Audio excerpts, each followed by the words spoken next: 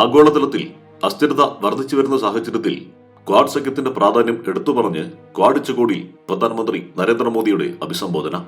നിലവിലെ ആഗോള സാഹചര്യത്തിൽ ക്വാഡ് ഒരുമിച്ച് പ്രവർത്തിക്കുന്നത് മുഴുവൻ മനുഷ്യരാശിക്കും വളരെ പ്രധാനമാണെന്ന് അദ്ദേഹം വ്യക്തമാക്കി.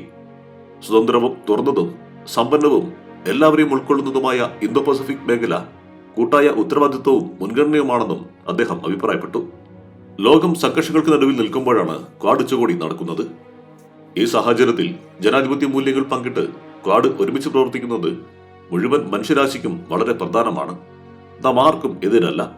നിയമങ്ങളെ അടിസ്ഥാനമാക്കിയുള്ള അന്താരാഷ്ട്ര ക്രമം, പരമാധികാരത്തിനും പ്രാദേശിക സംഘടനയ്ക്കുമുള്ള ബഹുമാനം, എല്ലാ പ്രശ്നങ്ങളുടെയും സമാധാനപരമായ പരിഹാരം എന്നിവയെ എല്ലാവരും പിന്തുണയ്ക്കുന്നു, മോദി പറഞ്ഞു.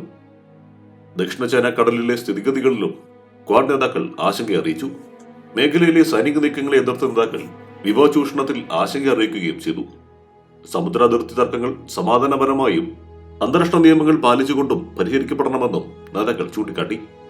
പ്രധാനമന്ത്രി Narendra Modi, US president Joe Biden, Australian പ്രധാനമന്ത്രി ആന്റണി ആൽബനീസ്, ജപ്പാൻ പ്രധാനമന്ത്രി ഫ്യൂമിയോ കിഷിദ എന്നിവരാണ് ഡെലവെയറിലെ വിൽമിംഗ്ടണിൽ നടക്കുന്ന ക്വാഡ് ലീഡേഴ്സ് ഉച്ചകോടിയിൽ കൂടിക്കാഴ്ച നടത്തിയത്.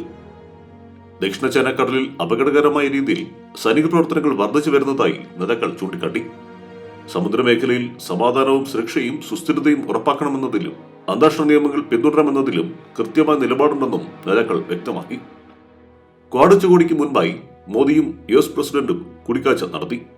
ഇന്ത്യയുമായുള്ള US പങ്കാളിത്തം ചരിത്രത്തിലെ ഏതു സമയത്തേക്കാളും ശക്തവും അടുപ്പമേറിയതും ചലനാത്മകവുമാണെന്ന് കൂടിക്കാഴ്ചയ്ക്ക് ശേഷം പ്രസിഡന്റ് ജോ ബൈഡൻ എക്സിൽ കുറിച്ചു.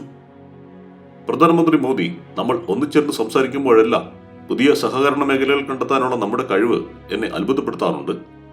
ഇന്നും അത് വ്യത്യസ്തമായിരുന്നില്ല, അദ്ദേഹം കൂട്ടിച്ചേർത്തു. ഡെലാവറിലെ വിൽമിംഗ്ടണിലുള്ള ബൈഡന്റെ വസതിയിലായിരുന്നു കൂടിക്കാഴ്ച. 1 മണിക്കൂറോളം കൂടിക്കാഴ്ച നീണ്ടു. ഡെലാവറിൽ തനിക്ക് ആതിഥ്യമരുളിയതിൽ ജോ ബൈഡന് നന്ദി രേഖപ്പെടുത്തിയ പ്രധാനമന്ത്രി മോദി, ചർച്ച ഫലപ്രദമായിരുന്നുവെന്നും യോഗത്തിൽ പ്രാദേശിക ആഗോള വിഷയങ്ങൾ ചർച്ച ചെയ്തെന്നും എക്സിൽ കുറിച്ചു. ക്വാഡ് ഉച്ചകോടി ഇത്തവണ ഇന്ത്യയിലാണ് നടത്താൻ തീരുമാനിച്ചിരുന്നതെങ്കിലും US പ്രസിഡന്റ് ജോ ബൈഡൻ അഭ്യർത്ഥന പ്രകാരം അദ്ദേഹത്തിന്റെ നാടായ വിൽമിംഗ്ടണിലേക്ക് മാറ്റുകയായിരുന്നു. ഒക്ടോബർ 1 പ്രധാനമന്ത്രി പദം ഒഴിയുന്ന ജപ്പാൻ പ്രധാനമന്ത്രി ഫുമിയോ കിഷിദയ്ക്കും ജനുവരിയിൽ US പ്രസിഡന്റ് പദവിയിൽ നിന്ന് ഒഴിയുന്ന ജോ ബൈഡനും ഇത് വിടവാങ്ങൽ ഉച്ചകോടിയാണ്. ന്യൂസ് ഡെസ്ക്, മനുഷ്യൻ മീഡിയ.